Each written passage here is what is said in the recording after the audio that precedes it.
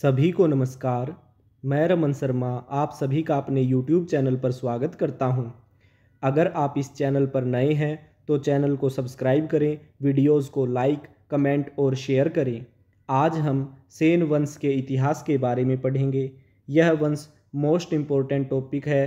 जो बच्चे एसएससी की तैयारी कर रहे हैं या दिल्ली पुलिस की तैयारी कर रहे हैं या हरियाणा एसएससी सीईटी की तैयारी कर रहे हैं उनके लिए मोस्ट इम्पोर्टेंट टॉपिक है। तो समय को ज़्यादा खराब न करते हुए आगे बढ़ते हैं। सेन वंश। पाल वंश के बाद बंगाल पर सेन वंश का शासन प्रारंभ हुआ। तो क्वेश्चन पूछ सकता है कि बंगाल पर पाल वंश के बाद किस वंश का शासन प्रारंभ हुआ था? सेन वंश का हुआ था। सेन वंश की राजधानी क्या है? लखनौती है। सेन वंश की स्थापना सामंत सेन ने राढ़ में की। तो क्वेश्चन पूछ सकता है कि सेन वंश का संस्थापक कौन है? सामंत सेन है। फिर पूछ सकता है कि सामंत सेन ने सेन वंश की स्थापना कहाँ की थी? राढ़ में की थी। फिर पूछ सकता है सामंत सेन का उपनाम क्या है? तो ब्रह्मक्षत्रिय। या पूछ सकता है कि ब्रह्मक्षत्रिय के नाम से किस शासक को जाना जाता है? सामंत सेन को जाना जाता है। नेक्स्ट, सामंत सेन का उत्तराधिकारी कौन था? विजय सेन था। और विजय सेन सेन वंश का पहला स्वतंत्र शासक था। तो क्वेश्चन पूछ सकता है कि सेन वंश का प्रथम स्वतंत्र शासक कौन था? विजय सेन था। नेक्स्ट क्वेश्चन की तरफ बढ़ते हैं। विजय सेन के जीवन पर एक पुस्तक लिखी गई थी जिसका नाम था विजय प्रशस्ति। तो विजय प्रशस्ति का लेखक कौन है? श्री हर्ष। नेक्स्ट, विजय सेन शैव धर्म का अनुयायी था। क्वेश्चन पूछ सकता है कि विजय सेन किस धर्म का अनुयायी था? शैव धर्म का अनुयायी था। अर्थात विजय सेन भगवान शिव का भक्त था। तो विजय सेन ने देवपाड़ा में झील का निर्माण करवाया और प्रद्युम्नेश्वर शिव मंदिर का निर्माण करवाया। तो क्वेश्चन पूछ सकता है कि किस शासक ने देवपाड़ा में झील का निर्माण करवाया? विजय सेन ने करवाया। फिर पूछ सकता है कि प्रद्युम्नेश्वर मंदिर का निर्माण देवपाड़ा में किस शासक ने करवाया? विजय सेन ने करवाया। फिर पूछ सकता है कि प्रद्युम्नेश्वर मंदिर का निर्माण किस शासक ने कहां पर करवाया? विजय सेन ने देवपाड़ा में करवाया था। नेक्स्ट क्वेश्चन, विजय सेन का उत्तराधिकारी कौन था? बल्लाल सेन था। और बल्लाल सेन ने जाति प्रथा और कुलीन प्रथा को बढ़ावा दिया था। तो क्वेश्चन पूछ सकता है कि सेन वंश के किस शासक ने जाति प्रथा और कुलीन प्रथा को बढ़ावा दिया था? बल्लाल सेन ने दिया था। नेक्स्ट क्वेश्चन की तरफ बढ़ते हैं। दान सागर का रचनाकार कौन है? बल्लाल सेन है। अद्भुत सागर का रचनाकार कौन है? बल्लाल सेन है। बल्लाल सेन ने 2 पुस्तकों की रचना की थी, दान सागर और अद्भुत सागर। दोनों ही पुस्तक खगोल विज्ञान पर आधारित हैं। और जो दूसरी पुस्तक अद्भुत सागर थी उसे बल्लाल सेन अपने जीवन में पूर्ण नहीं कर पाया था। तो क्वेश्चन पूछ सकता है कि अद्भुत सागर ग्रंथ को किस शासक ने पूर्ण किया था? लक्ष्मण सेन ने पूर्ण किया था। नेक्स्ट क्वेश्चन, लक्ष्मण सेन कब राजा बना? 1178 ईस्वी में राजा बना था।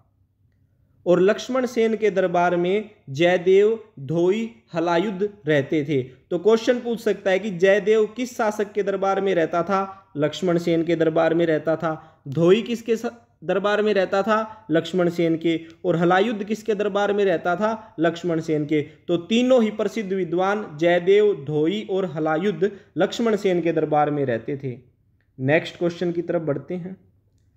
लक्ष्मण सेन का दरबारी कवि कौन था? जयदेव था। जयदेव ने एक पुस्तक की रचना की थी जिसका नाम था गीत गोविंद। मोस्ट इंपोर्टेंट क्वेश्चन है, गीत गोविंद की रचना किसने की? जयदेव ने की। नेक्स्ट, पवन दूत का लेखक कौन है? धोई। लक्ष्मण सेन का न्यायाधीश व मुख्यमंत्री कौन था? हलायुद्ध था। और हलायुद्ध ने एक पुस्तक लिखी थी जिसका नाम था ब्राह्मण सर्वस्व। तो ब्राह्मण सर्वस्व का लेखक कौन है? हलायुद्ध है। लक्ष्मण सेन ने कन्नौज के गढ़वाल शासक जयचंद को पराजित किया था। तो क्वेश्चन पूछ सकता है कि लक्ष्मण सेन ने कन्नौज के किस शासक को पराजित किया था? जयचंद को पराजित किया था। या फिर पूछ सकता है कि कन्नौज के गढ़वाल शासक जयचंद को किस शासक ने पराजित किया था? लक्ष्मण सेन ने पराजित किया था। नेक्स्ट क्वेश्चन की तरफ बढ़ते हैं। लक्ष्मण सेन के शासनकाल में सामंतों ने विद्रोह कर अनेक स्वतंत्र राज्य गठित कर लिए थे। तो जो सेन वंश के अंतर्गत छोटे छोटे हिस्से थे जिनके ऊपर सेन वंश ने सामंत लगा रखे थे, उन सामंतों ने विद्रोह करके अलग अलग छोटे राज्य बना लिए थे। तो क्वेश्चन पूछ सकता है कि किस शासक के शासनकाल में सामंतों ने विद्रोह कर अनेक स्वतंत्र राज्य गठित कर लिए थे? लक्ष्मण सेन के शासनकाल में कर लिए थे। और जो लक्ष्मण सेन था वो बंगाल का अंतिम हिंदू शासक था।